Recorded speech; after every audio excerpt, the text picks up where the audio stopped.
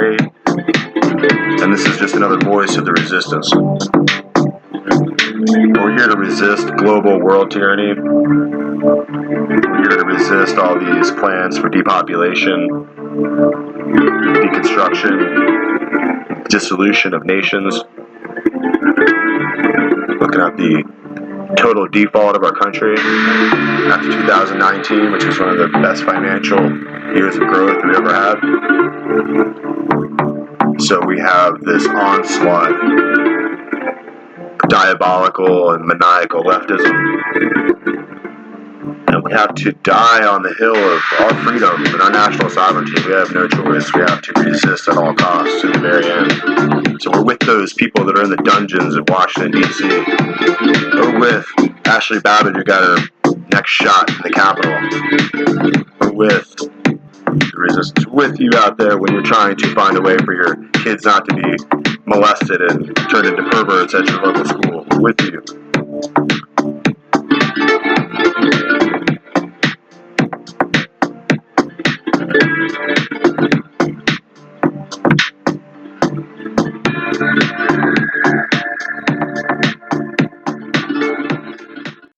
All right, welcome back here to Syllabus Journal Entry. We're doing our journalism that we do. We're going to go through some of the media reports and some of the highlights, some of the interesting details that are coming through in current events recently. And I think that we've been listening to the War Room, Steve Bannon's War Room a lot. It's kind of quirky. A lot of times they're always doing this or that report from the Vatican or whatever, but they keep it really real and they hit pretty hard. So let's listen to some of their updates here. Just open up our show today. Coming war in Taiwan at the bottom of the hour, but I got to ask you guys, Brian, I want to start with you and then bring in Dr. Navarro. Joe Biden, the world moves in Washington, D.C. about political capital. In other words, if you have a mandate like FDR had in 1932 with the Great Depression, or Lyndon Baines Johnson had after Kennedy's assassination in '64 against Barry Goldwater, or like Ronald Reagan had particularly in 1984. We had these. You can actually get big things done, right? But Biden had no mandate, right? And basically a House that's a couple of votes, 5 votes, 5 seats away, having just lost 14 seats in 2020. In the Senate, a dead tie. These numbers, Brian, have you ever seen numbers anywhere at any president or any level at all when you're at Claremont that shows you the implosion of the radical Biden regime? No, never. But of course, one wonders how much of a, positive outlook people ever had of Joe Biden. The entire 2020 campaign was built on Donald Trump is Hitler and all of his supporters are racist. That was the fundamental message of 2020. And the media and the tech oligarchs all supported that. And they hit it over and over and over again. And I don't even believe that was enough to stop Donald Trump from winning the election.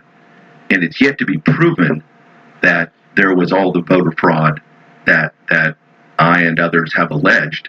But I think the evidence is mounting. I think it's clear in Arizona that election should never have been certified. I think we're going to find the same thing in Georgia, Michigan, Nevada, and elsewhere. And so the reason Joe Biden is imploding is because he never had those numbers to begin with. And people didn't believe Donald Trump was Hitler. They believed that their lives were better. They were richer. They had jobs. Their families were happier. And so when you tell people things over and over again, they may not believe them. And then you tell them Joe Biden won the election, and they don't believe that either. And so we're living today in an age of both confusion and deception. And the American people don't know what to think of it, but they do know their lives are manifestly worse today under Joe Biden. And that's why the numbers today reflected, even though I don't even think the media wants those numbers really reflected that way. I want to go back, and Peter jump in here, but Brian, for you, I keep saying that the implosion of the numbers, which are at historical lows and so quick. One is the radical policies. People, number two, they never really talked about what he was going to do, and people are seeing it now. But he really started a base that was closer to Clinton in '92, which led to the Gingrich Revolution, which is 43%. And he's now at Clinton levels because Clinton collapsed from a 43% base, not Obama's base. It is mathematically impossible for this guy to have gotten 81 million votes and to be at these levels. Do you agree with that, Brian Kennedy? Totally. I totally believe that.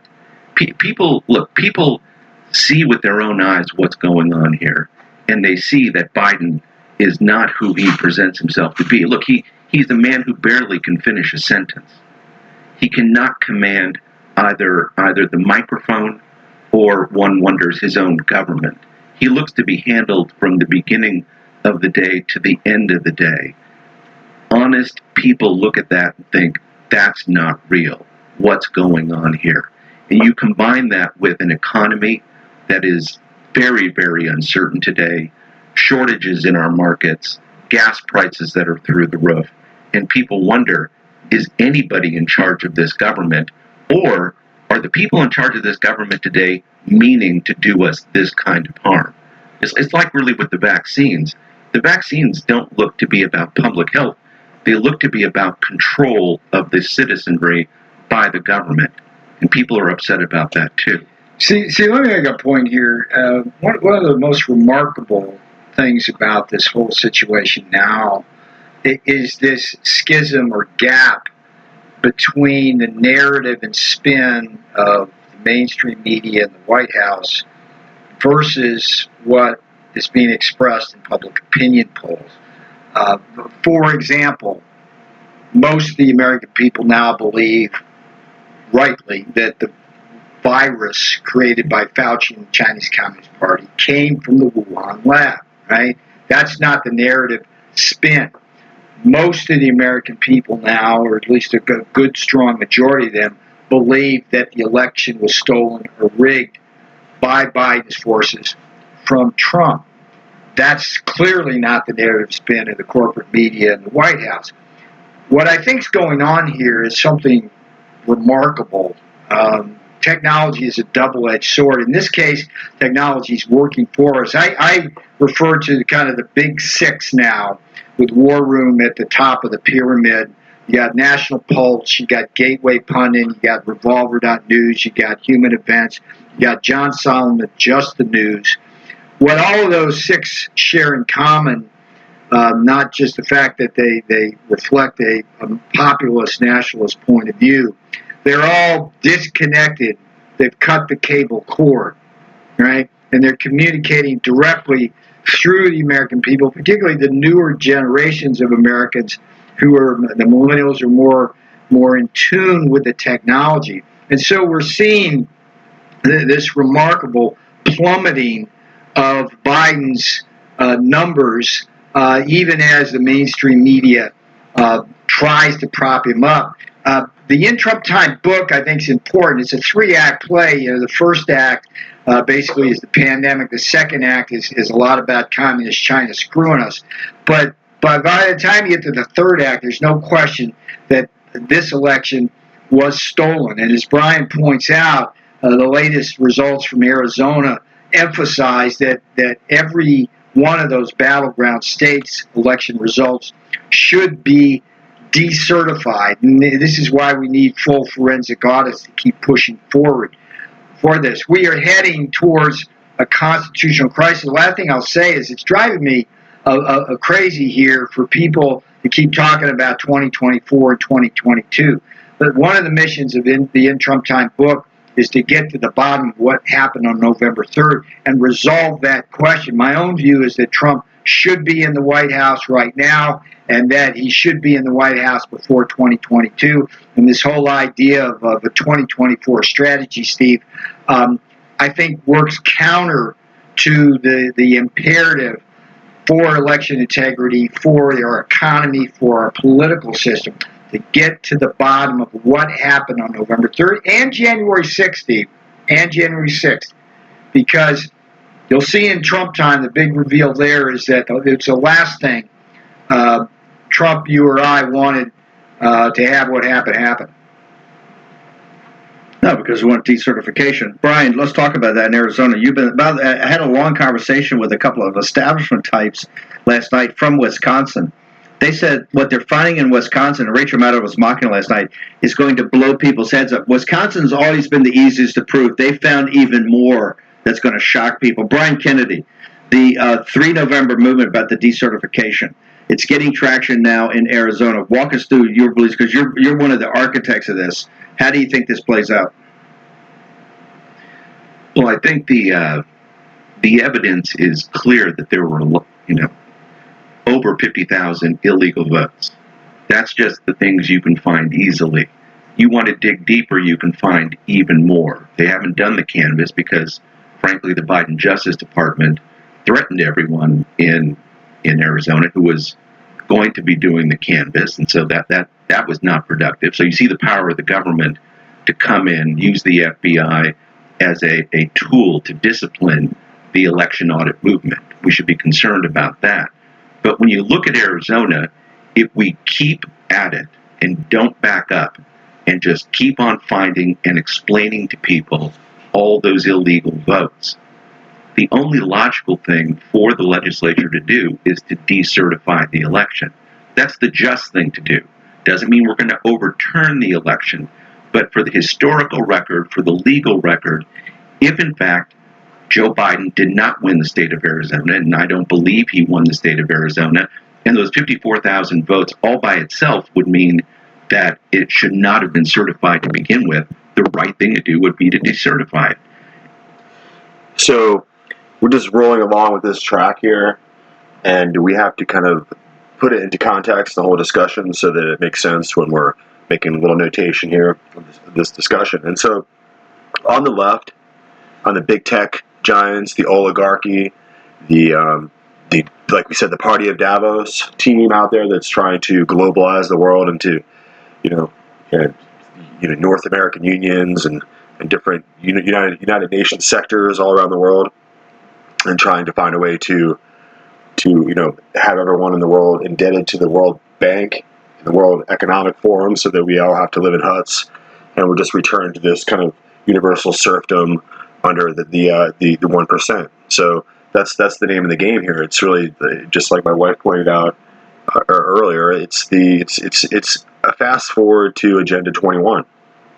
So after we had 2019 and we had the best economic year of growth in GDP, and we just had staggering different records broken with people at work, and we really just became energy independent, and we became the world's economic superpower, without doubt. We had to have this stolen election. We had to have this nosedive into the perverse and disgusting and reprobate Biden crackhead team over there. And now we have to have the masters of the universe trying to tilt the world global international agenda towards that China, so that China would have the lead here. And so that's kind of what we're dealing with. We're dealing with an enormous reversal of the natural state of affairs in the world, the coordinated effort to bring us to the United Nations Agenda 21. And of course, Agenda 21 is really Agenda 2021, and it looks like we're right on track. So we have to get ready. We have to get ready for massive austerity, massive cuts, which means that we're going to see huge poverty. We're going to see a crash in the economy. We have to segue over into this technotronic era, and people aren't really ready for it. They're not really ready for the merger and the chaos that's going to happen at our border, for one, with our money on another, as we begin to see that the Federal Reserve node is going to collapse entirely. And then also we have the issue with the constitutional crisis that we're approaching with the presidency.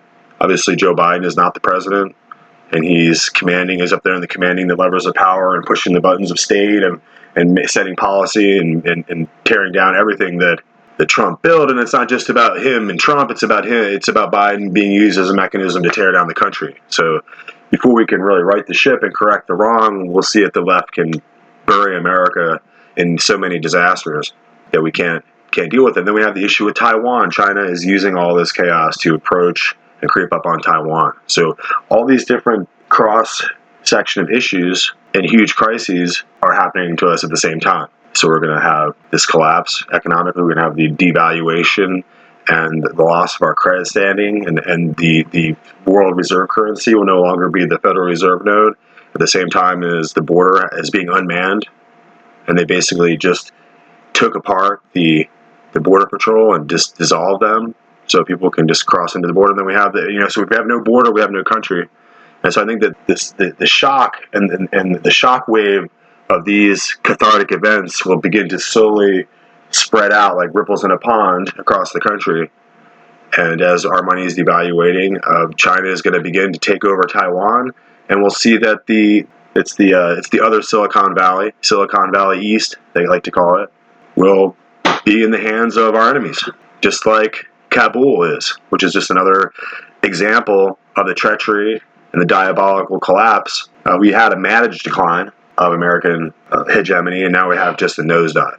So with that, we're just going to return here to this interesting conversation, and we're going to return here to these clips and audio discussion here that we're going to basically work our way through. So you need people with courage. Mark Fincham is there. He's fighting Wendy Rogers, Sonny Borelli, and others. If they keep it up, over time, we will get this done. But I would say to Peter that time grows short, and the other side has figured out a way of stalling. And unless we raise up all the MAGA base to really demand that they get this done, not only in Arizona, but in Georgia and Wisconsin and elsewhere, we are going to run out of time. Amen, brother. Yeah. That's right. By the way, I think I would say we decertify these, and then it's a constitutional.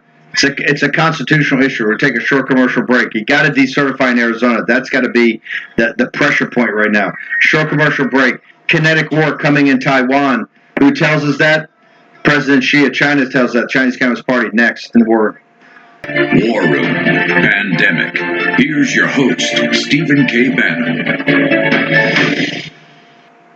台湾问题因民族弱乱而产生，必将随着民族复兴而解决。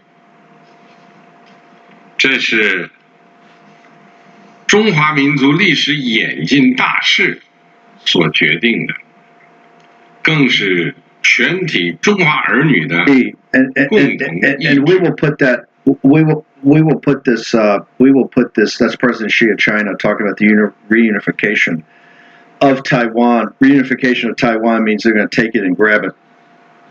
We're going to put that up in all the live chats. Also, we have a couple of clips from the amazing film that Peter Navarro made, I think 10 years ago, 12 years ago, that we're going to put up too, also about his warning about all this. So people that are old China hands, and I'm glad to say that according to Josh Rogan's book, Chaos Under Heaven, which is really the Trump's first term about the war with China, he identified Peter Navarro and myself as the heads of the Super Hawks. And the Super Hawks, different from hardliners and realists, is that we don't believe the Chinese Communist Party is the legitimate government of China. We believe it's a transnational criminal organization, has to be taken down and destroyed. Okay?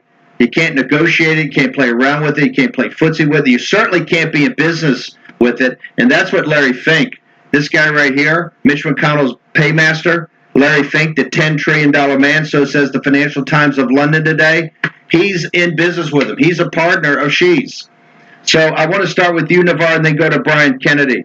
We've warned the country that if we don't confront this radical regime with information war and cyber war, if we don't confront it with economic war, we're going to slide into a kinetic war in the South China Sea and Taiwan. And Taiwan right now is Silicon Valley West. The American economy cannot run unless we have an ally in Taiwan that gives us free access to all advanced chip design. Dr. Navarro, then I'll go to Brian Kennedy.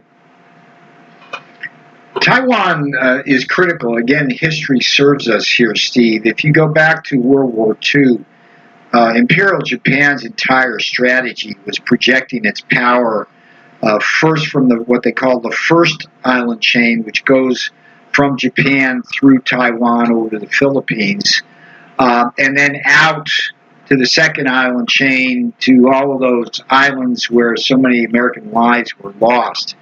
And right now, Taiwan is basically the centerpiece of the first island chain. It's where we can effectively contain Chinese military power from projecting to first Hawaii and then to the west coast of the United States. So you're absolutely right. Taiwan serves a huge economic purpose. It controls so much of our chip supply. It's why we should have it here, not there. But in the meantime, military strategists are horrified by the idea that we could lose Taiwan. The problem we have now, as always, is that weakness invites aggression. Whether it's the Munich Accords with Hitler, and now what we're doing with China. This pandemic, I can't stress this more, Steve, the Chinese Communist Party virus, which was helped created by Tony Fauci and the NIH, has given the Chinese Communist Party tremendous opportunities geopolitically to advance its power much more rapidly than it would have otherwise had. Hong Kong would still be free and democratic if not for the Chinese Communist Party. They effectively locked protesters in under the guise of the pandemic and took Hong Kong. The target, of course, was President Trump to take him down. Now they got the feckless, weak Joe Biden. And what's horrific, Steve, about the situation, and Human Events, Jack Posobiec's been doing great work on this, National Pulse, others, Gateway Pundit, have pointed out just how many of Biden's top senior officials are compromised through money pots by the Chinese Communist Party. This is a very, very dangerous situation. Look at the clips up on the website. If we get a chance to play them, Ashley Tellis argues that if things start in Taiwan, they will likely end in kinetic war. It is that serious. So, Brian Kennedy, here's the issue. Do we have, as Peter Navarro's been banging me all night on text messages and emails, do we have a situation here of wag the dog? People have to understand these things are connected. When you see these videos of the Lao Beijing, of old hunter names, going into these offices in China and saying, hey, where's my money or where's my apartment? And the management saying, hey, sorry, can't get your money.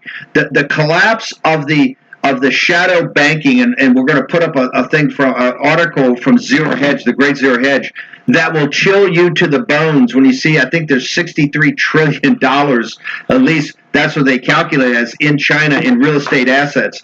Is the collapse of the shadow banking market, the collapse of the real estate market in China, going to put Xi in a wag the dog mode where he's got to jack up hyper-nationalism and do that to attack Taiwan? Brian Kennedy? Well, he's going to have to do one or the other. I mean, the way things are imploding now in their real estate market, I saw that Zero Hedge piece, and I would recommend that also, is that you have a whole bunch of people in China who are uncertain about the future. You have, first of all, a real estate market that's debt built on debt. So many people have called it a Ponzi scheme of sorts already. But you have a bunch of people in China who are worried about the future, so they're selling off their real estate assets. And then other people wonder whether their assets are going to mean anything, and then it kind of goes into a free fall. But what that signals, to me anyway, is that the Chinese people think that China may go after Taiwan. And that may lead us into a war with the United States. And Joe Biden is not a strong leader, and so the world is coming apart. So let's just pause it right there. We can continue to listen to this, and you can hear the different references to the different kind of unadulterated news journals that are out there. You have Revolver News, you have Human Events, the different names of the different news organizations that they were discussing are the ones that we have to listen to. Gateway Pundit, we have to be careful, where we get our information from, because the rest of it is just partisan, hyper-partisan rancor, and it's just really just New World Order, mandate, COVID-19, mind-numbing, like MK Ultra, brainwash, just constantly with CNN, with the racial, amping up the racial things, and it's just constantly, and Fox is weird because they just kind of remain. They don't flinch. Like huge news topic, news stories happen, and they just don't report. They don't have any kind of response. They don't update the audience to the different kind of information that we're all getting out here. they're treating us like we're fools, and they're trying to guide the narrative and just carry on with their day like weird talking heads, just like listening into their earpiece and being told what to say. And then out here, when we monitor the world and keep our ear to the ground, as it were, and listen to these other reports that are coming in, we find out all this kind of information. So that's why it's so crucial that you guys, work with us and work with different media outlets so that we can kind of get an idea of what's really going on. I mean, I guess apparently you belong to a cult if you don't like the fact that there was a massive cyber attack in the cyber world, and then on the ground there was massive ballot stuffing, and as far as harvesting massive ballots and stuffing massive printed out ballots into ballot boxes, and just all kinds of different weird rules. And the different, obviously the different states have different rules on how they conduct the elections, and they had a really intensely complex and sophisticated network of fraud that was used as the ground game. They desperately had to get rid of Trump. We all had to go down and vote, and as Americans, we had to go into the ballot box and vote. And these forces from the outside had to find a way to adulterate and manipulate and flip a switch in the results so they could get the results that they wanted to ultimately get. They had to get this feckless, idiot, crackhead family Biden in there when he was obviously the loser, and there would be catastrophic results. And as far as Afghanistan, you can see that Biden is more than a dupe. He's a Manchurian candidate. He's a treacherous, traitorous, backstabbing asset. The Biden family is an intelligence asset of our enemies. The way we wish that we could have leverage over Xi Jinping and have something over him so that he would do what we told him to do.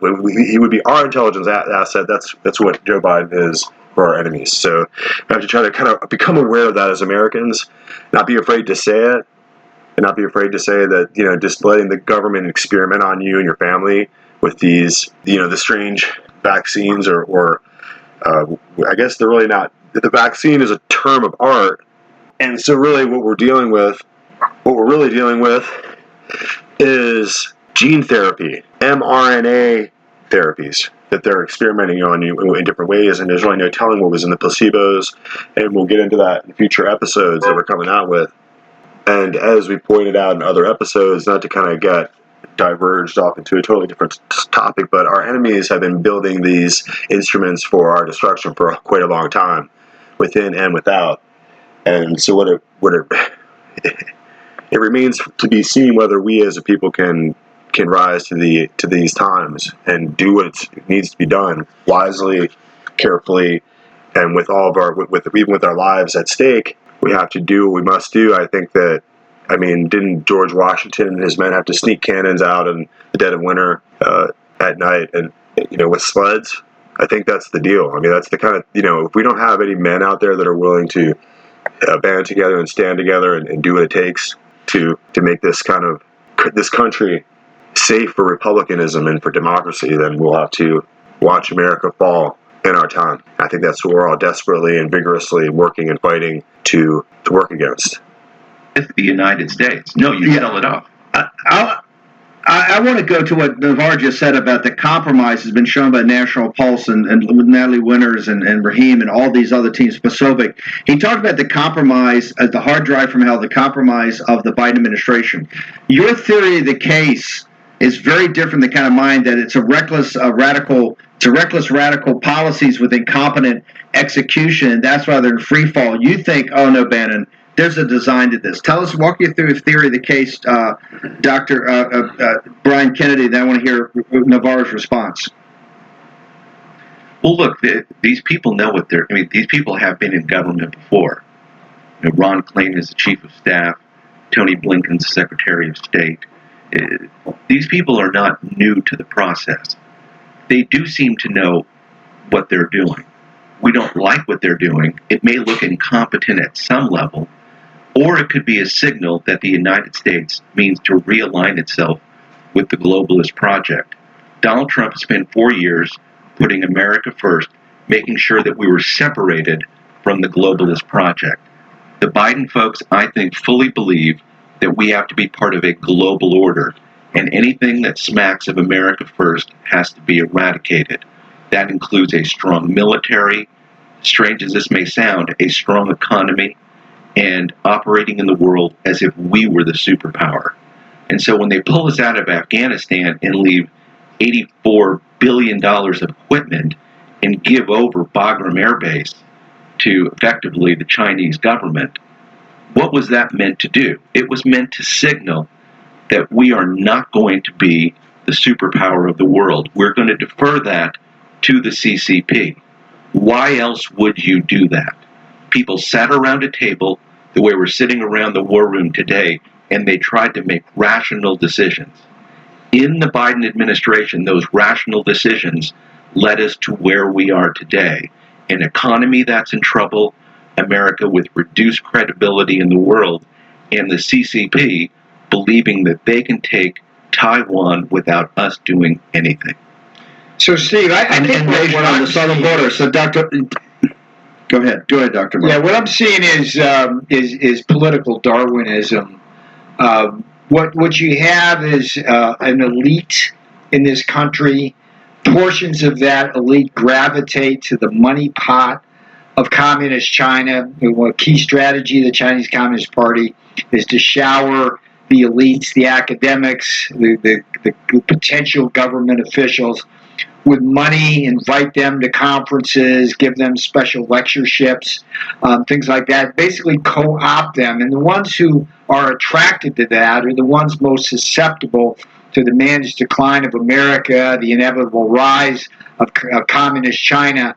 And so that's what we have. So in that sense, I agree with Brian Kennedy that at least part of this is by design. But where I disagree is based on history as well. Yes, these people had 8 years of experience in many cases in the Obama-Biden regime. But if I simply look at their economic policies, they learned absolutely nothing in those 8 years that they're carrying into the 4 years that would suggest that they know what they're doing.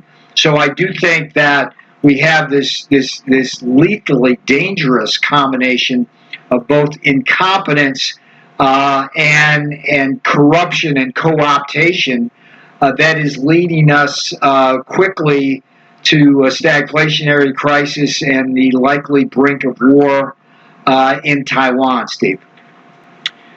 So, Brian Kennedy, we got a couple of minutes here. Given that scenario, what's your recommendation to the War Room Posse? Right now, we know it's the most activist audience in all media, and it focuses on human agency. In a couple of minutes we got here in this segment, what should this posse do, and what should they do right now to confront this, to combat this, and to defeat this? Well, look, I think the War Room presents it every single day. It's fighting on every front we can. It's taking this country back village by village. Politics is not easy. There's no silver bullet. There's no one speech somebody gives, even if it's President Trump, and I know he's giving a speech today. It's no one speech. It's no one article. It's fighting every single day, persuading your neighbors, your friends, your countrymen that, in fact, something is wrong in our government, not to give up. So I think it's clear on its face and to all of us why this conversation is so important, because it's the conversation that the hyper-elite, technotronic, tech oligarchs, right? This is the nomenclature. This is the lexicon by which we can describe how we can kind of categorize our enemies, those who are trying to destroy us. And so it's a small vanguard, a small cohort of the vastly rich and powerful individuals. And like we pointed out in other podcasts and other episodes, a lot of these vastly wealthy individuals have titles, and they're a part of a peerage and a part of a system of monarchialism that had its resurgence with the establishment of the EU and the process of denationalizing the world and begin to create transnational economic systems and currencies now, as they begin to you see the United States, the Federal Reserve note. You can see that our system, our money, is going to take a turn towards hyperinflation. And as we lose our credit standing and our AAA credit standing in the world, will no longer be the international reserve currency. And so this is the kind of game that we're playing. This is the kind of losses that America is going to take because of a fraudulent election. And there's so many mask-wearing, fascist Biden supporters out there that are going to, just like in every other republic in history or any other wealthy and powerful nation that was destroyed and eroded from within and just collapsing in on itself. You can see that in the Weimar Republic in Germany. You can see it again and again, the same pattern. And you can see that we're approaching the same situation. So these same mask-wearing fools who are running around Walmart and treacherously trying to get everyone else to follow in lockstep with the authoritarian movements of these globalist machinations. As the program moves forward, we have to face these circumstances, these combined catastrophic crises. And those same fools, those same authoritarian, those useful idiots are the ones who will dissolve first. You know, people who are walking around in flip-flops with cell phones, who, you know, in Walmarts are just not going to make it. And it's going to be tough. I think it's going to be a tough time ahead. I think that China is going to move on Taiwan. I think the ground is going to shift under our feet. So for those of us who aren't astute followers of some of these broadcasts or these podcasts, who, you know, we're listening to very carefully to the different kind of discussion that's going on, because some important freedom of speech events are taking place. And, you know, a lot of really important ideas are being shared by some of the smartest people in the world.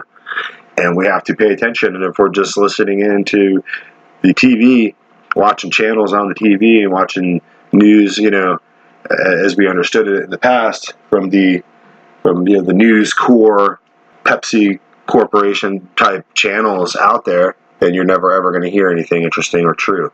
You're just going to hear really dull, you know, passive lies. And that's what's been going on for so long now. So as we listen in here and pay attention to the War Room and Steve Bannon and the things that he talks about, we'll learn a lot. That's what we need to do. So we're going to drop back here just a few months. Really, decades are happening in weeks now in the history. So just a few months ago was a totally different world. But let's listen to what was building up towards the event in Afghanistan and this kind of preparation towards this military move on Taiwan by the CCP. There is these events in China and these certain financial events with these globalists and these super elite rich guys at Wall Street and in the city of London, and they're in the Vatican, and they're in Geneva and in The Hague, and all around the world. We have these individuals working hard to, in Davos, correct? We have these different individuals working hard to build a system of global economic prosperity and massive wealth for themselves at the expense and the enslavement of the rest of the world. And that's really fundamental underlying truth of it. So let's go ahead and just drop back here and listen to what the same exact discussion was building up to the one that we just listened to, which was from yesterday. Okay? A catastrophic disaster is upon the working class and middle class people in this country, particularly if you're a state employee or have a pension fund managed by one of the big pension fund managers. You have lost $400 billion that you will never get back in these Chinese equities. I talked to some of the most sophisticated people on Wall Street in the last 48 hours, including after this morning's show, and they said, Steve, we love your show this morning. You're dead spot on. However, the number is going to be a trillion. And also they pointed out that doesn't include what all your money, all the institutional money, which is your money, in private equity firms and venture capital. And they specifically called out Sequoia Capital, one of the biggest and most successful venture capital firms on Sand Hill Road, just near Stanford University, one of the top venture capitalists of the country, right? Run by a guy that's one of the senior guys is a guy from Yale, Chinese, who's associated with the Chinese Communist Party, the CCP. I was told that 50% of their total assets are involved in tech companies and companies in mainland China that will end up being a zero if she says they're a zero. Dr. Navarro, you fought this fight in the White House all the time. You and I fought it tooth and nail. The Committee on the Present Danger of China, Roger Robinson, Chris Acavella, we had Dan David, we've given seminars, we have preached this, that you're going to, Sheik with a stroke of a pen can have pure economic warfare. And all the media is covering is these Chinese tech companies, how they're managing for China. No. The real story is we got wiped out. We're going to get wiped out more, and you're never going to make that money back up with zero interest rates. You're done. So you think you got unfunded pension liabilities in this country today? You ain't seen nothing yet. And these crooks and scumbags on like Larry Fink and Schwartzman, and these crooks and scumbags on Wall Street. Dr. Peter Navarro, your thoughts? This is the Chinese Communist Party version of hogs get fed and pigs get slaughtered. The problem is on Wall Street and at these pension funds, they dangle these prospects of big returns from these Chinese tech companies. And so when I'm at the White House trying to do things like investment restrictions and more transparency and all sorts of, and shutting down the Hong Kong clearinghouses to cut off this investment to the communist Chinese, I got people like Steve Mnuchin at Treasury, Larry Kudlow at the National Economic Council, Steve Schwartzman lobbying the White House. It's like, this is as an unregistered foreign agent is what he. Just as you're going after poor Tom Barrack, you ought to check Steve Schwartzman all the time. As an unregistered foreign agent, check that one out. SDNY. Keep going. We could do a whole show on Steve Schwartzman working as Wall Street's pimp on behalf of the Chinese Communist Party. But lest I digress, my point is that we were well aware in the White House. I sat many times in the sit room, the Oval Office, the Roosevelt Room, making a strong case that we had to wean ourselves from the Chinese Communist capital and let them not have access to ours. And we got a few things done that were constructive. But every time we tried to put the hammer down, it was Mnuchin and Kudlow. I call them the Neville Chamberlain, the Lord Halifax of our time, and sometimes Bill Barr as well. And this is the problem. It's like now people are going to suffer. The other problem, Steve, which I talked repeatedly about when I was in the White House, is how these pension funds, particularly CalPERS, I mean, that is the poster child of a captured pension fund by Chinese interests. The guy that they put in charge at one point of running CalPERS, which is the largest pension fund, I think, in the world, was a guy, a Chinese American, right, who spent time on sabbatical working in communist China at the agency which was in charge of currency manipulation to screw Americans. I mean, you can't make that up. And what he did as soon as he came in, what he did as soon as he came in was he began shifting all the other stocks into Chinese assets, and now CalPERS, I'm sure, is... This is not about the Chinese people. The Chinese, we're the Lao Beijing. We're the allies of Lao Beijing in their assault and fight against the transnational criminal organization that is the Chinese Communist Party. But if you take from the Wuhan lab bioweapon to now the economic warfare, they just wiped out. And they're going to end up wiping out $1 trillion. $1 trillion of economic money. Warfare, Steve. That economic warfare, you ain't never make it. So every time you see these articles right now about the tech companies in China and she's getting more tech, that's what they're doing in China. In the United States, you paid for it. Your pension fund managers, there ought to be lawsuits, class action lawsuits all over. Ought to go up to breach of fiduciary responsibility. Start at the top. Ought to go to all the big guys, Schwartzman, Fink, anybody's got exposure here. Ought to go after all of them.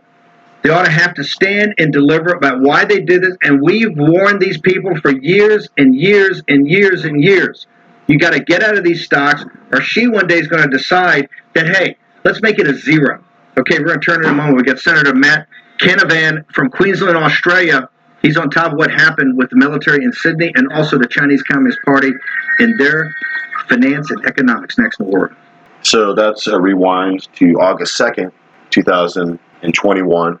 And that was the war room. So that's just, as you can see, it's just a few short months ago. And as we're moving forward, we're just trying to find a way to look at the events and the circumstances of our fight for freedom here in America. The certainty of the permanent and lasting success of the government that we arrange for to protect our freedoms is not written in stone. We have to make every effort every day, despite our jobs and our careers, and everything we do has to be in alignment in this tug of war against the principles of anarchism and communism and Marxism, which is really Hegelianism.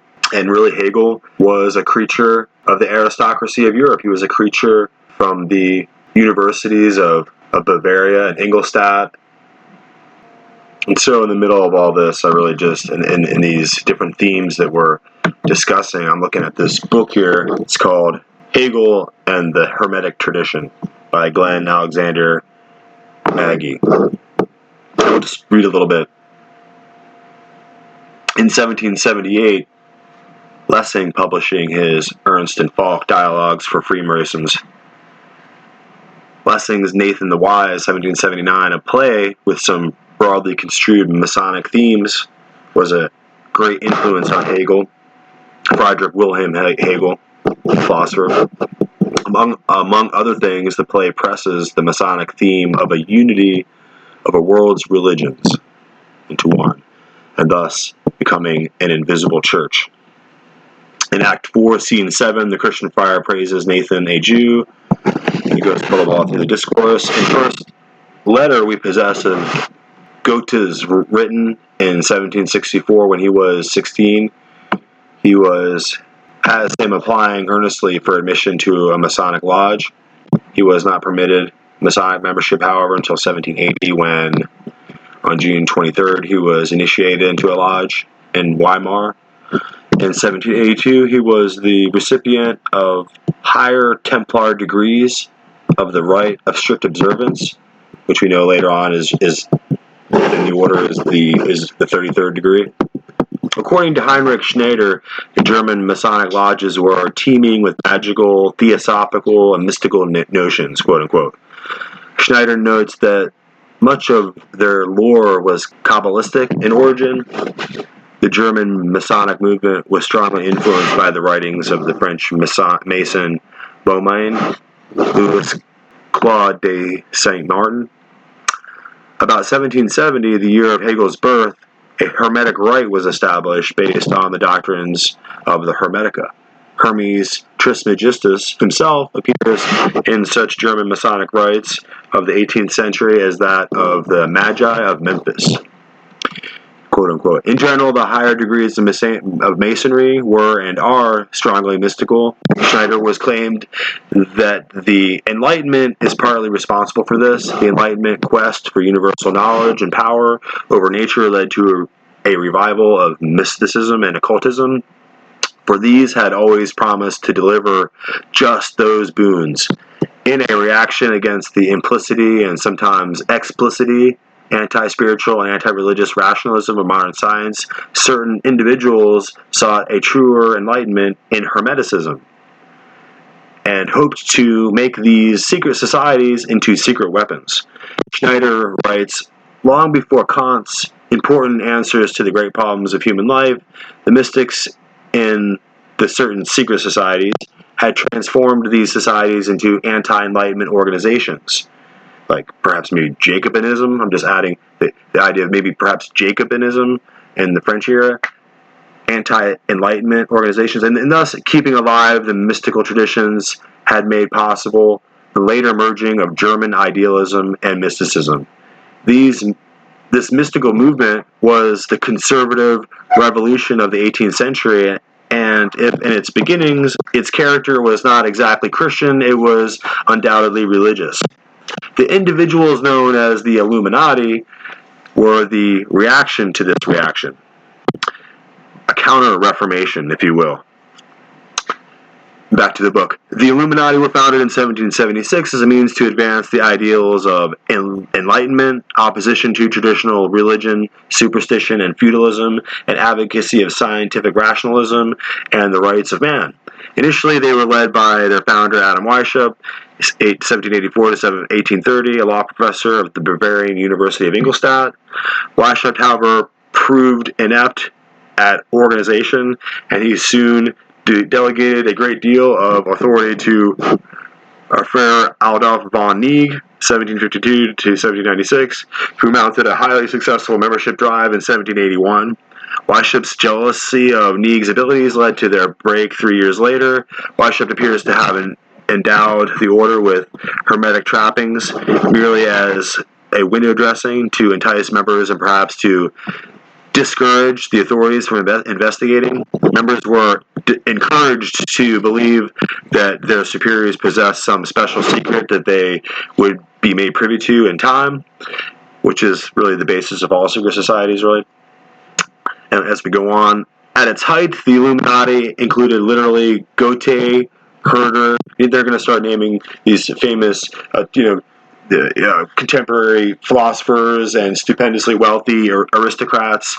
And this is important here to note that a Goethe herder, as well as numerous other public figures and members of the aristocracy, Karl August, Duke of Weimar, the Prussian reformer Karl von Hardenberg, Duke Ferdinand of Braunschweig, Duke Ernst of Gotha, important publisher C.F. Coda, Count Johann Koblenzel, and many others. The order has thus managed to insinuate itself into the governments of Austria and Germany. Well, of course, the whole scheme of this thing was born in Bavaria, in Ingolstadt, which is why we're really why I stopped to take a minute to read this book and to make this quotation, because Ingolstadt, and in Germany there in Austria, is the very heart of ultramontane, ultra-hyper-Catholic lords and princes. And this is the heart of monarchialism, right? Monarchical thrones are in the loins of these men. And then they have this one guy who's a publisher, C.F. Coda, and of course that goes back to the Treaty of Verona. They had intentions here and had designs to control press. And we can see that was instituted later on as we approach the Treaty of Verona in 1822. You can see that they had directly crystallized the idea of using mass propaganda to control the world. Okay, that was part of the Treaty of Verona there. And so this whole theme here, it's insinuated itself into the governments of Austria and Germany. This is the author.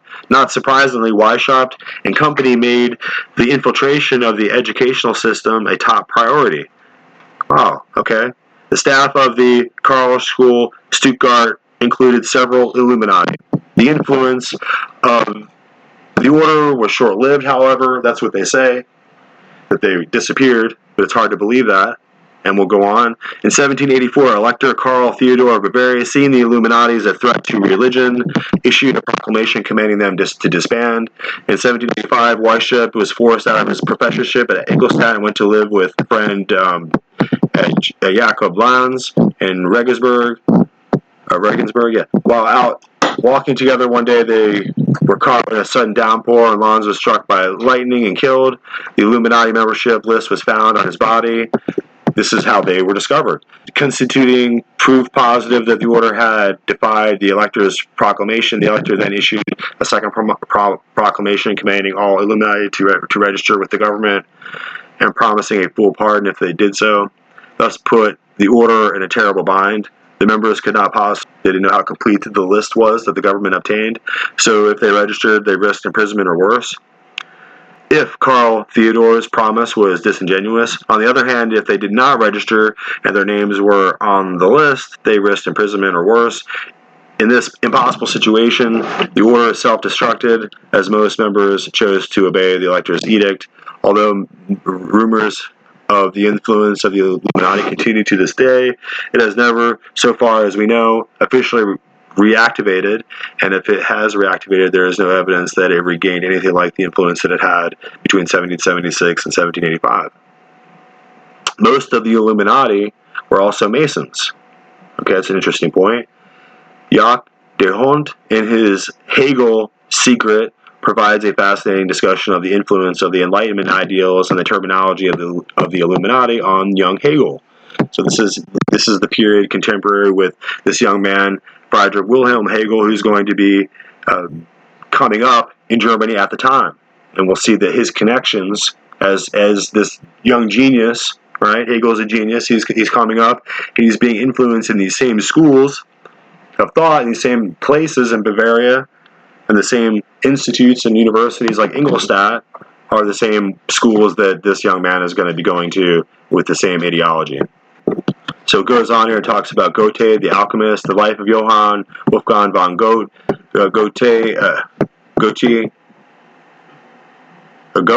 whatever. Who cares about this guy? Some fancy smart people can pronounce it, right? I don't care. Provides a fascinating case study of the 18th century Hermeticists. His example makes it vividly clear that an eminent scientist and man of letters could still be deeply immersed in Hermeticism as late as the second half of the 18th century.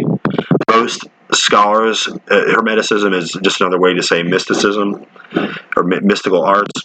most scholars, or magi or magic, right? Most scholars treat the Enlightenment as a single unitary phenomenon, the effort to emancipate mankind from tradition, superstition, and despotism. But in fact, the Enlightenment took radically different shapes in different countries. This is especially true of Germany. Christopher McIntosh writes that when the Enlightenment quote-unquote fell on German soil, it often took root in strange and contradictory ways. An example of this is the German phenomenon of enlightened despot, exemplified by Frederick the Great. In particular, the scientific spirit of the Enlightenment took longer to gain ground in Germany. Well into the time of Hegel and Goethe, Hermeticism was still seen in many quarters as a progressive influence. So alchemy survived much later in Germany than it did in the rest of Europe. So what we're talking about is a throwback era, which was distilled and crystallized Dark Ages. Right, so they were absolute, totally sold out, and unwavering, ultramontane Catholics who had to obey the word of the Pope, like as if it was life and death, like it was from the mouth of God, and had to make oaths to exterminate all other parts of the world, all other humans who are heretics who disobeyed the Pope. On top of that, they're completely inundated and eaten up with every kind of imaginable Rosicrucian and Freemason secret society that you can imagine. It's completely just distilled and purified mysticism and Kabbalistic magic.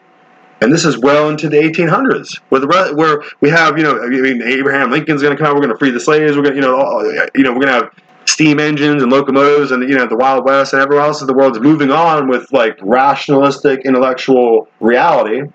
Dealing with it, but this particular place in Bavaria, in Germany, this particular quadrant of the world is going to be steeped continuously with. We'll see that Basil Valentine von Helmont, Swedenborg, right? Constantly. Stephen King, the author, likes to talk about the Swedenborgian space and how spirits can manifest. And you're going to have this whole thing with Helena Blavatsky and seances and mysticism and trying to contact the spirits of the dead. And this whole thing is going to this spirit of occultism is going to continue on and on and on in this particular place in Bavaria, where Hegel, the genius, is now a young man, and that's the point why I'm reading this little section, to connect you with what is happening here in this area, to connect you with the Illuminati and the substructures and how it had created such control, how it was so insidious, because they would get people to commit illegal acts, bribe them, or offer them. I mean, they had men who would go around pretend like they had wives who were beautiful women, and then let other men sleep with them, and then of course, it was just a ruse of the Illuminati.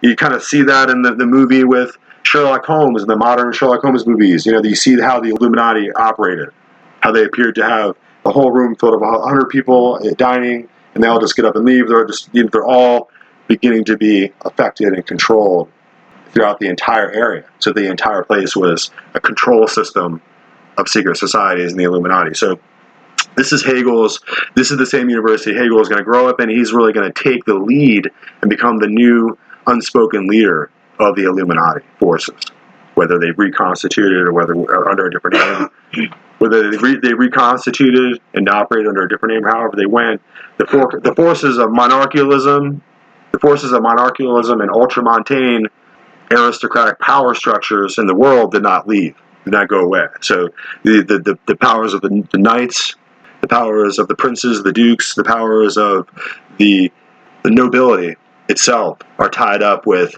the prospects of Roman religion, and cannot exist in a world where men are free. And that's the point of why Great Britain and the other powers were sailing to China in the 17 and 1800s for a long time and had treaties with them, and they built them up and set them up in different ways, allowed communism to take root, allowed it to become what it is, and allowed it to become a weapon that's directed directly against America. Of course, the European Union has treaties with China. They're not worried. Everyone else is making, the United Nations, everyone else is making deals with China, and China is getting ready to focus its weapons on America. So let's go back to our original content here in the show. Let's go back to our original discussion and listen to a little bit more of the War Room. 70s all the way through to the end of the decade. On top of that, you had Richard Nixon appoint Arthur Burns in 1969 as the Fed chair, And Burns was a very pliable and stupid man. He thought he could help Nixon get reelected by running the printing press, stimulative monetary policy. And what that did, and quickly, was in 1971 lead to Nixon's decision, forced by a wave of inflation, to abandon the dollar standard. That was a deal that we set up at the end of World War II at Bretton Woods up in New Hampshire, most historic event in monetary history. When Nixon pulled out of the dollar standard, the dollar fell by 30%. Hold it, hang on. Peter, hang on. Just make sure people understand that when you say dollar standard, that was the gold standard, that you could convert any dollar, 35 ounces of gold, right? It was the gold standard he pulled off. Right. Prior to World War II, the world was on a gold standard, a pure gold standard. And when that got out of whack, there's some people who argue, including myself, that the failure of the gold standard to uphold after World War I led to World War II. This time, after World War II, it was like, okay, let's make it more solid by linking gold to the dollar. So effectively, Steve, it's like when inflation started to erode the value of the dollar, France came a-knocking and say, hey, I want gold, I don't want dollars. And Nixon said, can't do that. Boom, dollar standard's gone. I want to put into this story here. The $10 trillion man. The $10 trillion man. Larry Fink's rise to become the king of Wall Street. Ladies and gentlemen, that is the paymaster for your government. And the Financial Times today lays it all out. In chief. This is the reason. Offshore in chief. This guy, by the way, he is the king of Wall Street. He is the $10 trillion man. They control, BlackRock controls $10 trillion of assets. This is the reason Mitch McConnell folded the other day. This is the reason that rents are out of control in this nation. This is the reason that we kowtow to the Chinese Communist Party. Not just Larry Fink, but what Larry Fink represents.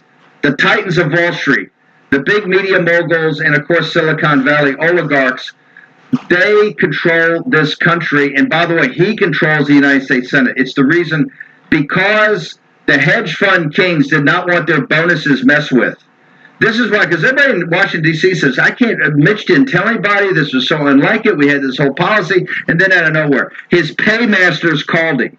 His paymaster said, Mitch, we get paid on an annual basis, right? You're going to mess up our bonuses. You got to kick this to the end of the year. We don't care what it means for the country. We don't care what it means to keeping the Biden administration. By the way, people have to understand something. In MAGA, we're all for taxing the very rich, okay? Because you know what? They're all progressive Democrats. Now, they all hate the deplorables, and they should be taxed, and Larry Fink should be taxed till he bleeds, okay? AOC, join us here to help us really get, not the phony tax policies Democrats put on for your sponsors, which Larry Fink's one of. Okay, short commercial break. Back with Dr. Peter Navarro to talk about Mitch McConnell and the cave, the great cave on the debt ceiling. Dr. Navarro, as irony would have it, Larry Fink, and Larry Fink is a guy we're going to make famous on this show because he kind of slides behind the scenes. He pretended to be a friend of President Trump's, pretended to be a supporter of President Trump's policies, where he stabbed it in the back constantly. And here's the one thing where we get the Democratic Party, you have to understand. I want to tax the super wealthy a lot, and one of the reasons is they're the supporters of the Democratic Party. All the all the guys on the corporations, on the world corporations, on the Wall Street guys are 100% left-wing progressive. Most of them atheistic, materialistic, cultural Marxist. They're state capitalists because they always want to regain. We absolutely should, because a couple of Republican donors have guys, all these anti-tax guys that were sitting there talking tax cuts. It should be tax cuts only for the working class and middle class. The super wealthy should be taxed a lot, okay? And I mean a lot. And starting with this guy and Steve Schwarzman and that whole pack of devils and demons, the book, In Trump Time, starts the opening scene it's like an overture to a great opera. Starts in the East Room of the White House on the day that they signed, that you guys signed, the phase one or the skinny deal, the China trade deal. It starts there. And Peter Navarro, go through and you identify the demons, and the biggest demon in the room is, guess what?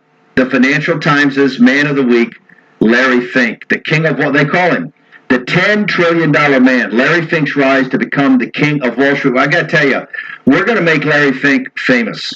We're going to show you exactly what Larry Fink's done to this country. And for everybody under 40 years old, MSNBC last night has a report to all meltdown about the rise of the rents. Rise of the rents because of this guy. They're buying up all the assets because Powell and the Biden administration have zero interest rates, allowing assets to explode. He's sitting there scooping up all the real estate and then renting it back to you. He's going to own the upside, and you're going to pay for it. Okay? That's the con. That's the scam that's going on. And I got to tell you, this is why we're going to throw these bums out. Okay? It's now time to talk. One of the reasons I have Cortez and Navarro on here, and one of the reasons you got to buy in Trump time, they want you to be financially illiterate. They want you to be economically illiterate. They make it so obtuse the way they explain it. It's actually pretty fundamental. And by the way, if you explain it, you see how the system works, how you're paying for the system, and you're the one being ripped off. So in order to get into the granularity of that specifically, the way that you're being ripped off is because during the debt crisis of 1929, the Great Depression, this is right in the period where we're leading right up to World War II, and our involvement, the U.S. involvement in World War II. And at that time, they're going to have a complete default, and they're going to move into these social security systems. And social security systems are a way for the government really to take control and to really monetize the human resources as debt collateral. So that's why you had to, in the 1933 and onward, you had to begin to have birth certificates and death certificates. And these have custom numbers, and these documents are in all caps, and these documents are to verify to the state a denomination of a person that was birthed, so as that they can be now, federally subsidized, in as much as that they can be, denominated, and they can tell how much money that they can really get from taxes from each person. They can tell how much debt spending they can do. They can tell a lot by beginning to monetize the people and to number them. So if they begin to number the people with social security numbers that we had when we were all born at the hospital, you have to realize that very rich people, very elite people that were born in the manor house, you can imagine Batman, he doesn't have a social security number. He was born in Wayne Manor, back in the back in the big mansions.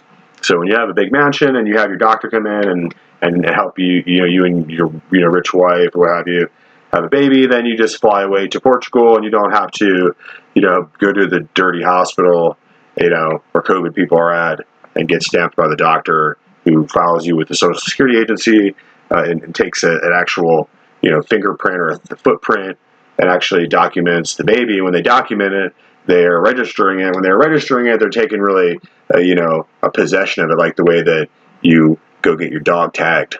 So in 1933, the Social Security network and these Social Security numbers and these birth certificates are going to be used to begin to control the people. And that all leads later on to IDs, which are really the way that they have of controlling people now. And ultimately, the point of this whole my whole dialogue here is to point out that the people that are coming in, I guess we had 400,000 last month. It's almost 500,000. It's more than most small cities in America. Then they're just all kinds of random people, Zimbabwean, just all the people of the world that are pouring across the border now. These people are not with Social Security numbers.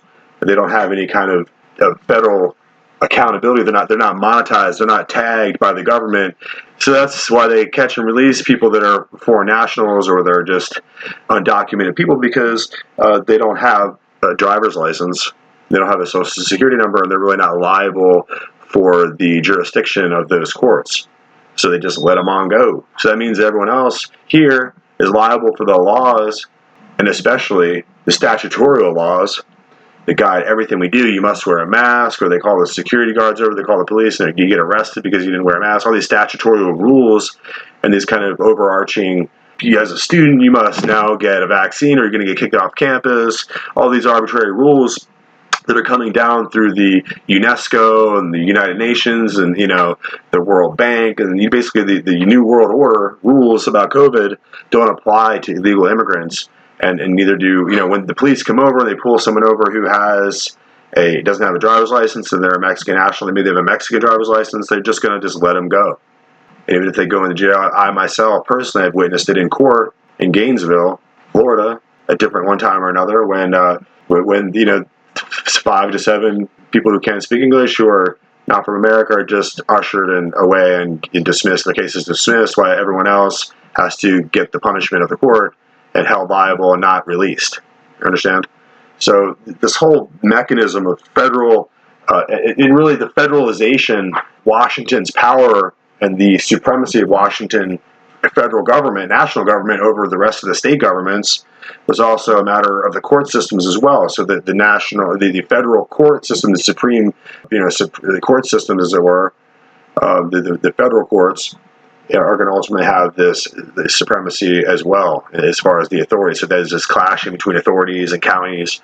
So the county you live in has to have these nullification laws, like we talked about before, in order to remain constitutional. And many of these counties, who are blue counties and blue cities and blue areas in the country, who are just voluntarily shutting down and masking everyone and sending the police out to shut down events, are not constitutional. They're just coming off of the direction and the guidance of the World Economic Forum and the Global Economic Forum, and it's all affected. If you have a church, the World Council of Churches, and so on and so forth. So let's carry on with our fascinating discussion, and we have more to go. Bill Gertz and many of the people we have on these annual broadcasts, and Miles says, hey, this SARS virus is out of control. It's the Chinese New Year is going to be canceled for the first time in 10,000 years, by the way. My question is, Tony Fauci, St. Tony Fauci, understand that the intelligence services knew that something, and by the way, now we think it's July because of Sherry Markson's reporting. It's July of 2019, definitely around the military games or in October 2019, but in Wuhan itself and in the hospitals, we knew it was in December of 2019. Why was Tony Fauci and the CDC, who are supposed to be so great, you talk about, man, all he wants to do is destroy the state. No, I want to rejuvenate these bureaucracies that have ossified. Why did Tony Fauci, the genius, why did he not know about what Steve Bannon knew, Miles Groh knew, others knew in mid-January, and go to the president before the Chinese showed up? He says, hey, you know what? Maybe these guys should be tested for this. Maybe we shouldn't do this. Maybe we should do it remote. Where was Collins and Tony Fauci? This is why Collins is resigning. And Collins, all I'm telling you, Collins, is preserve your documents. Because come November of 2022, when the Oversight Committee shifts to Republicans, there's no more happy clappy. Okay, there's no more happy clapping. We're going to come and we're going to get to the whole reason. Why did Collins and Fauci not warn the President of the United States when the Chinese Communist Party delegation came over here in January, when less than 8 days later they shut down, they quarantined a Hubei province, which is the size of France, and they quarantined Wuhan, which is 40% bigger than New York City? Why did Tony Fauci not warn the President of the United States then, Dr. Peter Navarro? In Chapter 2, I give the big reveal about Tony Fauci. I'm going head-to-head with this SOB in the Situation Room, fighting for the China travel ban. This guy's against it. Now, here's the punchline, Steve. This is on the same day he got an email from a guy from the Scripps Institute who told him flat out that that virus was likely genetically engineered and therefore came from the Wuhan lab.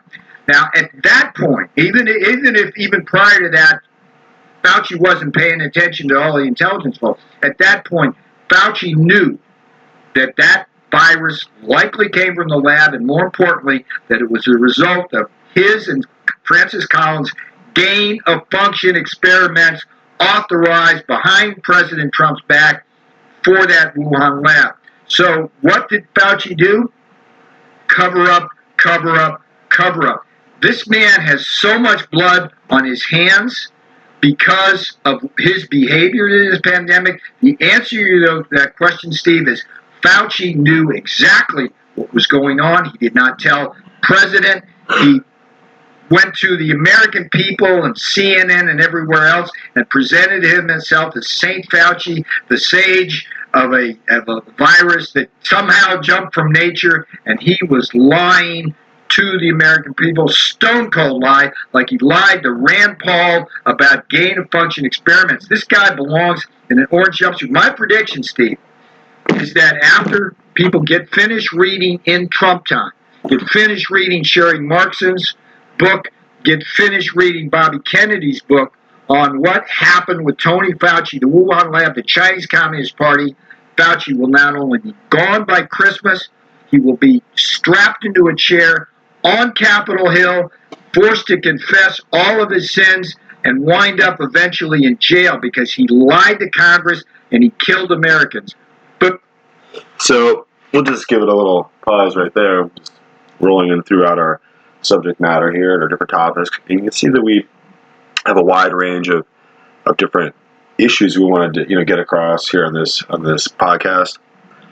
And I think that some of these, their podcast is like 100 million downloads now. So that, I think a lot of people are listening to it. So if you didn't have time to catch those important highlights, that's part of the discourse that it's so phenomenal, and it's so American, and we have to be prepared to be totally sober. We only have several hundred million Americans, and there's no telling how many illegal immigrants are coming into the country, undocumented people who are not liable for the death. They're not liable. They're new blood. They're new. To describe them as invaders, but they're really new denizens of the land who aren't really beholden to the currency collapse necessarily. They're just here to scavenge. They're just here to get what they can get, to take jobs, to funnel money back to the places that are meaningful to them. And people are only interested in my country, back in my country, and in Honduras and Guatemala, and the places that are important to me. And America is just a temporary place, a temporary working place in order to build up wealth to take back to the homeland. So that does nothing for the American economy itself. It doesn't anything for America's future. It doesn't do anything to build up America's economic strength or the actual citizens of the nation here who are accountable for all this. They're always talking about the full faith and credit of the American people. Well, that's you and me. It's on our backs that this debt is being incurred, and we're working to pay it back. And these the other people that are here are not paying taxes. They're working with false social security numbers. They're not. They're just being paid under the table. They're just being paid for their time, and they're not paying or contributing into the system. And a lot of them are able to vote, and this isn't really personal on them, but they're able to receive welfare assistance, and so it's really just a bleed out of the American economy. And in order to think about how to preserve that, we're going to have to take different measures as a nation.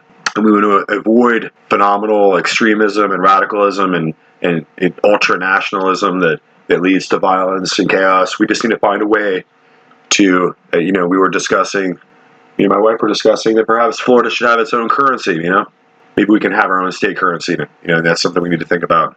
But as we go forward, we have just a couple more things we want to introduce in this episode. We have a very fascinating discussion here with Eric Metaxas, and he has Victor Davis Hansen on, and their conversation is phenomenal and it's fascinating. We just really need to take a listen to it. Plus, then, what is the thesis?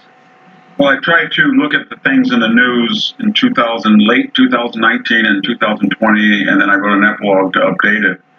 And I thought there was a common denominator, and that is this very fragile, very rare idea in the history of civilization of a citizen, an empowered middle-class resident who had rights and responsibilities, who elected his own officials, audited them, could remove them, decided when and where, if to go to war, what revenues, what expenditures, etc. They were self-governed. And what made them successful and what made them fail, and how would that be relevant to us? So we didn't get just trapped in the 24-hour news cycle. And I came up with two large groups. One was pressures on citizenship from the ground up, organic, natural. And the first was the shrinkage or the attacks, economic, social, cultural, on the middle class. Without a middle class, you don't have enough people who are autonomous and independent, both economically and politically, to keep government accountable. The rich tend to use their power and wealth to leverage government or to have serf-like relationships with the poor, sort of like the Democratic Party. It's a very rich party and a lot of subsidized poor. And the poor tend to be envious of the rich or they depend on government. But the middle class has to be viable, and I explain in the book why it's not. It's starting to shrink its buying power, its numbers. There are people who are delaying marriage, childbirth, home buying, huge debt, credit card, and things like tuition debt. I have to ask you what the Biden administration seems to be doing, and I know many Americans, if not most, are at least thinking this. It seems that they are intentionally destroying America. In other words, it seems that they are working to do the kinds of things that are destroying the country, and we can wonder how intentional that is, whether there's a backside to it. They think if we tear apart this, there's something good on the other side, some utopia. But when you talk about the middle class, there does seem to be a war on the middle class. There seems to be no concern, for example, for gas prices, for inflation. It seems like, I guess I get the idea, and I think others have the idea that this may be somehow intentional. This may be part of a larger plan to disenfranchise the middle class, to make the serf class, the dependent class, more dependent and larger. It's impossible for me at this point not to wonder seriously about that. No, that's one of the theses in the book. They don't like things like in a detached house with a lawn. Everybody's going to live vertically integrated, take mass transit, be dependent on government pricing and jobs, etc. And then I think I also said, historically, you have to have a sacred space, a place where customs can be cultivated, traditions can be honored, people can develop affinities, and the core is not diluted by fluid borders. You can't be in Zululand or all in India and then have Dickens London at the center, which is the problem that British had. So we had definable secure borders, and within those borders we had a unique culture. But when you destroy those borders, then you get a migratory, transient population. Now we have 50 million people who weren't born in the United States, 27% of the population in California. So these are organic things. Another one was tribalism. That's a pre-civilization, primitive, natural tendency of humans to flock together by superficial appearance. And yet I thought we had gone beyond that, evolved beyond that in a way that countries like Rwanda or the former Yugoslavia didn't, to their diminishment. But we haven't. We're going retrograde. We're being reactionary. We're going back to this ancient idea, pre-civilizational, that person looks like me or that person has the same ethnic background, then that's my primary affinity, not this abstraction of Americanism that's not based on blood and soil. So, Eric, those were organic pressures on citizens. But unfortunately, the second half of the book is from what I would call the top down. And these are elites, activists, legal scholars, academics. And the first, of course, you and I have talked about it, is this permanent judge, jury, executioner, administrative state. These are unelected people. They can be General Milley, they can be Lois Lerner, they can be James Clapper, John Brennan, Robert Mueller, or they can be your local EPA inspector. But they have enormous power, and they're not subject to audit or correction anymore by the citizens. 2.5 million in the federal workforce. 40% of us all work for the government of some sort. And then there's evolutionaries. These are the people who are very small in number, but very influential. Legal scholars, especially academics, but also progressive politicians. They don't believe that human nature is fixed. It's fluid. It's it's evolving to a higher level given their better education or nutrition or technology, and they feel that the Constitution and the customs and traditions that surround it are ossified. So let's get rid of, by one vote margin, if we need be in the Senate, get rid of the 180-year filibuster, junk the 233-year electoral college. Never ask why they were important. Get rid of the 150-year 9-person court. Get rid of the state's primary responsibility for balloting in national elections. Get rid of the 50-state union that we've had for 60 years. So in that chapter, I try to explain, if you can't win under the present system, if your left-wing agenda is not popular, then you have to alter the demography and you have to alter the rules. And the final corollary to that is globalism. And that's an ancient idea. Socrates said he was a cosmopolites, a cosmopolitan, a citizen not of Athens, but of the cosmos. And that's the idea that Tony Blinken's going to invite in the UN to adjudicate whether we're racist. Or the Paris Climate Accord people will tell us whether we can burn natural gas. Or the International Criminal Court will find whether a soldier should have called in an airstrike in Afghanistan. Or the WHO, when they tell us that China has a disease that will not break out, it's not transmissible, do not worry, but it is racist to have a travel ban. We're not only to fund that, we're to obey that. And so those are also pressures on citizenships as sovereign people of the middle class that have accountability and control of the permanent bureaucracy, and especially the academic class that tries to alter their constitution. Doesn't this all effectively add up to taxation without representation? How is it any different from what we took up arms to end? I think it is, except remember King George III, he wanted taxation without representation to fuel the British Empire. And he said to make the colonists pay for the protection he offered them that they didn't want anymore. But I think this has driven the ring that binds all these rings, to quote Tolkien, or the common denominator is they do believe in this idea of equity, this new word that they've coined from the old word equity, of equality of result. And all of those corollaries to that theme explain what they're doing. And by that I mean, if you have more money than I do, then there's something culpable about you. You rigged the system, you're white, you inherited more than I did, or vice versa. And therefore you're an oppressor and I'm an oppressed. And I can look toward government. If I give it enough power, I have to give it enough power so that they can even the playing field. They can correct for health. They can correct for bad luck, sloth, industriousness, all of these different traits that are as varied and multifarious as our DNA. They have the power to make us all equal. And once we get that in our mind, with one small exception, that the Platonic guardians have to be exempt because they're so pure and they're morally superior that the ramifications of their own ideology must never apply, whether it's John Kerry's, yacht or John Kerry's private jet or Phyllis Quellar's. Hang on just a moment. We're going to go to a break. We're going to be right back, folks, talking to the author of The Dying Citizen, Victor Davis Hanson. Folks, I'm talking to Victor Davis Hanson, the new book, The Dying Citizen, How Progressive Elites, Tribalism, Oxford comma, and Globalization Are Destroying the Idea of America.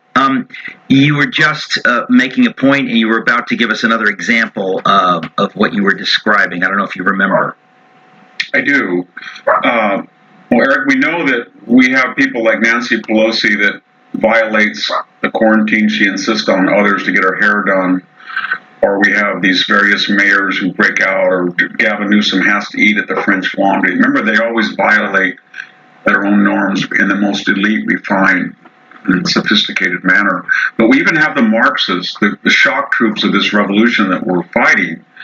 Phyllis Quellar's is on her fourth house. It's an all-white Taponka Canyon. Is this the woman that has raked in zillions with BLM, Black Lives Matter? She cares so much about the poor that she has a fourth house. Isn't that sweet? Yeah. I want to ask you, when you talk about why they're doing this in the name of equality and so on and so forth, isn't it ultimately irrelevant? Of course it's irrelevant. In other words, if we the people don't give them permission to do this, they must not do it. They have no right to do it. So what they're doing is in contravention of the whole idea of America, that we the people choose our leaders to do what we need them to do.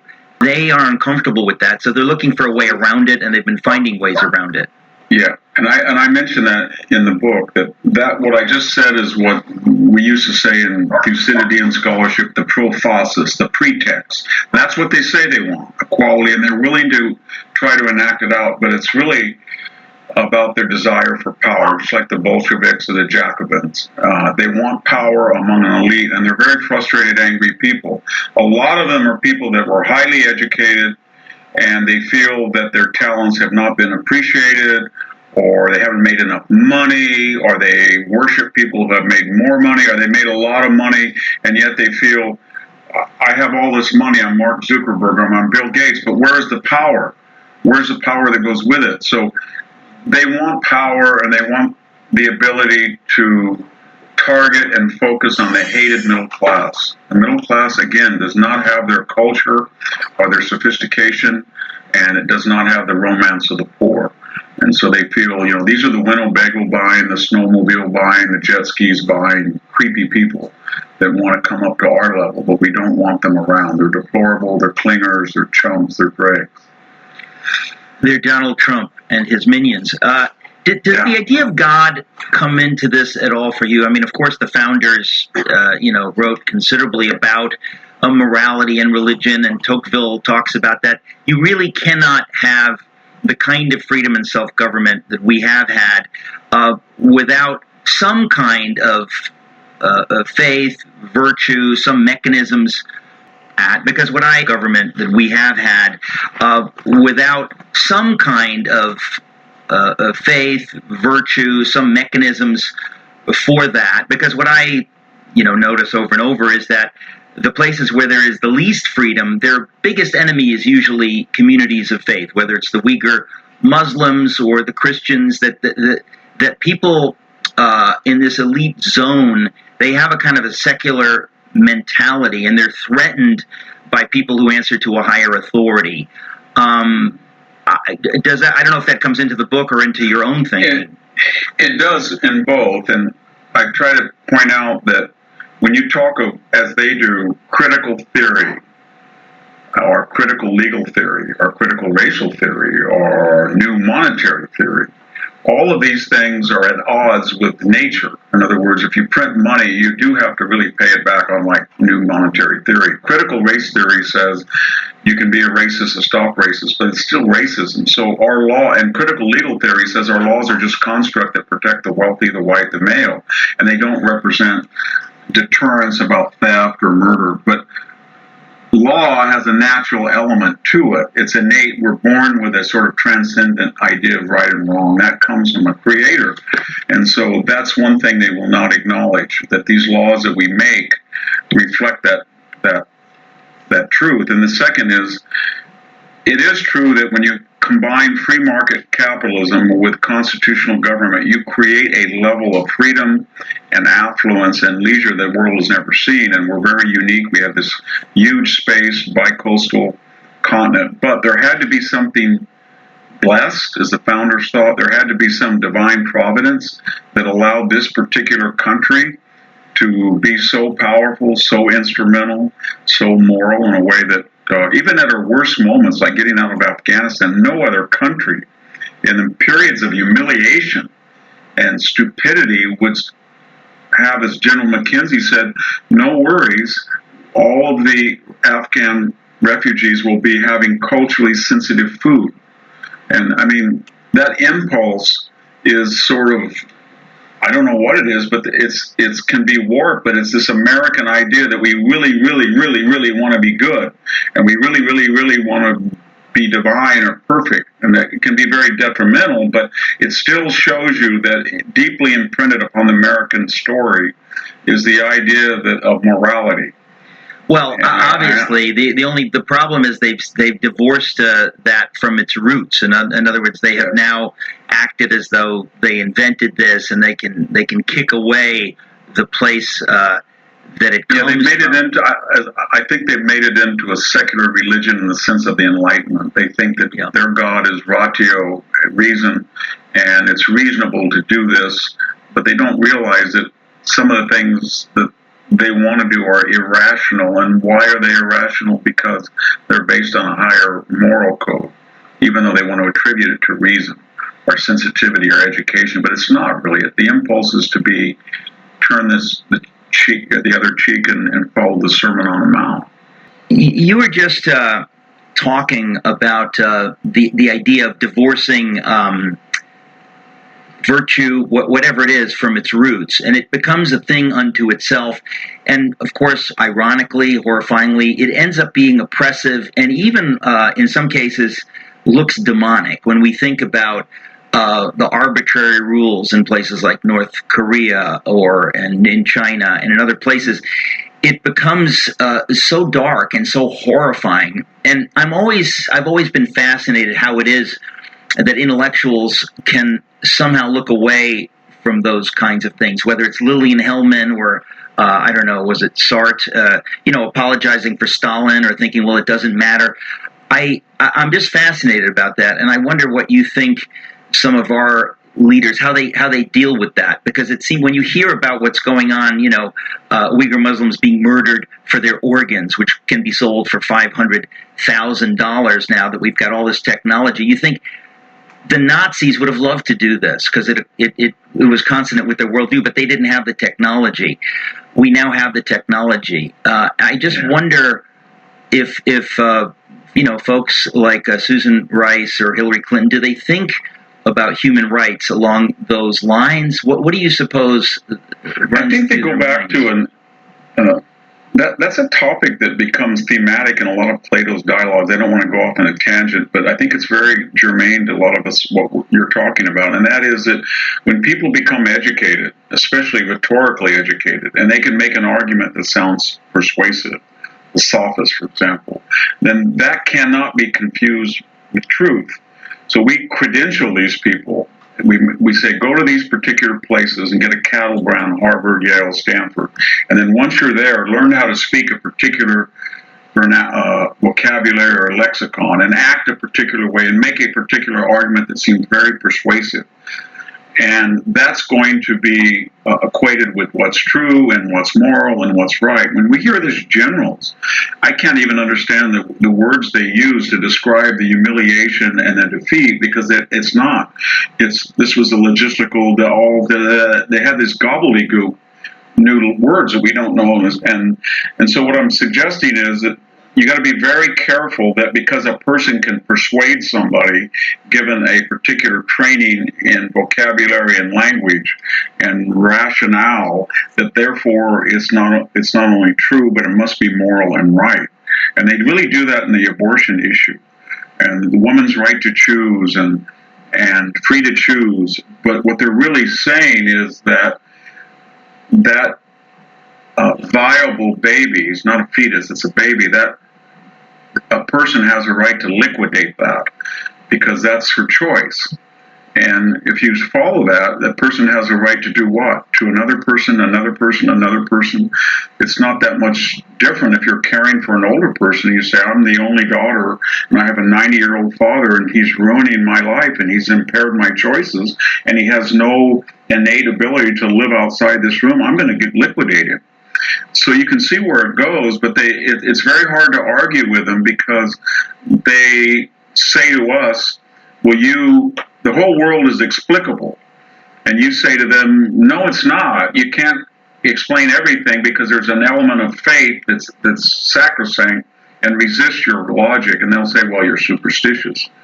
And so every intellectual that I know cannot admit a role for faith or belief or Christianity or transcendence, because to do so would suggest that they're somehow traitors to the intellectual or rational tradition. To be sure. Were you raised in a community of faith, or is this something that you found later in life? Well, I was my grandparents were Methodist and my other grandparents were Lutherans, but my parents were the World War II generation, so we were always told, we were all Christians and we'd go to church once in a while, my grandparents, but they were not, I would say, devout Christian. But they certainly were not atheists. And I think that after 20 years of teaching the New Testament, because that seems to be, after I would teach a year of Greek before I would go into Sophocles or Xenophon, I would always read John or Mark or Matthew in Greek with students. And after a while, you become very acquainted with, and it was a reinforcement of something that I had been taught, but I hadn't been, I guess, devout in a sense. But I do feel that it's a very important element historically of the civilization. And, just as a point, when you look at Rome, that it bifurcates and it goes into Western Rome that eventually collapsed, and then Byzantine Rome survives. And everybody says, well, we get the adjective Byzantine, it was backward, it was rigid. The West was it was exciting, it was dynamic, and it had all of these migration. And then it made feudal Europe. But actually, if you look at the Byzantine, they survived for 1,000 years. And in their borders, there was a Romanity, there was law, there was the whole promise of the classical tradition. And they did it by Hellenism. They said, we're going to have one language and we're going to have one religion, the Greek Orthodox Church. I'm talking to Victor Davis Hanson, also known as VDH. The Dying Citizen is the book. Victor, since you've permitted me to call you Victor, I've been talking in this last year, the plague year, about hope and about the idea that I believe that the good part of what we've been enduring is that many people formerly asleep are waking up. I have been excited to see a lot of that. People who realize when things get this bad, maybe they should pay attention. Maybe they should change their opinions on things. So I have hope. Do you have hope? Where do you see things from here? Well, I do have hope, and I have a long epilogue because the book was written before 2021, but I have an epilogue. And one of the things that I'm very hopeful about is that the traditional Republican Party is starting to metamorphosize. In other words, there were a lot of Americans that believed in many of its principles, but for a variety of rational and irrational reasons, they didn't want to be part of the party of Mitt Romney, for example. A decent man, a nice guy, but in their mind a representation of a very elite person that was not concerned. When he gave that talk, for example, I can't do anything with the 47%, they're all takers, and wrote off that part of it. So what I mean in particular is when you see the border crisis, and then you see that Mexican-American communities along the borders are electing conservative representatives because they say, that's not what we want. They're destroying our communities. Or where I live in the San Joaquin Valley of California, people who are Mexican-American are saying, I'm not going to be taken for granted anymore. And maybe I'm going to vote for a Republican because they're not the party of the golf course only anymore. And then you see the people who were the elite, and that's what's really striking for me, Eric. When I know a lot of the Never Trumper people, I agree with them on a lot of issues on free market economics and opposition to abortion in some cases and things like that. But they seem to be very angry that this new party is starting to say, we're not going to write off the interior of the United States and say, well, go learn coding, or, it's your fault, you're on opiates, that they can be very valuable workers. We need them. This is the industrial heart of the world at one time. It can be again. And so this new slow transformation of the conservative movement into one that says all different races, all different creeds, but our primary focus is not race or religion, it's class. And we want a middle class because they are the most practical people and they are the foundation of citizenship. I think it's really spreading. And I think it's slow and we don't really know all of its contours yet. But how ironic that somebody who was a crass multi-billionaire led off this explosion and was the first person to say, China is not in our interest to have complete free trade, and they will never interpret our magnanimity to be reciprocated in like kind. They'll see it as weakness. Or if we're not going to go in optional wars in the Middle East and take the middle class and send them over there, because we're going to be energy independent and we're going to have our own choices. So that will wrap it up for this edition of Syllabus Journal, and we hope to have you back with us very soon. And we hope that you will go ahead and look through the show index and hit the support button, go to Cash App, and send us some kind of reasonable support. That would be outstanding. Thank you.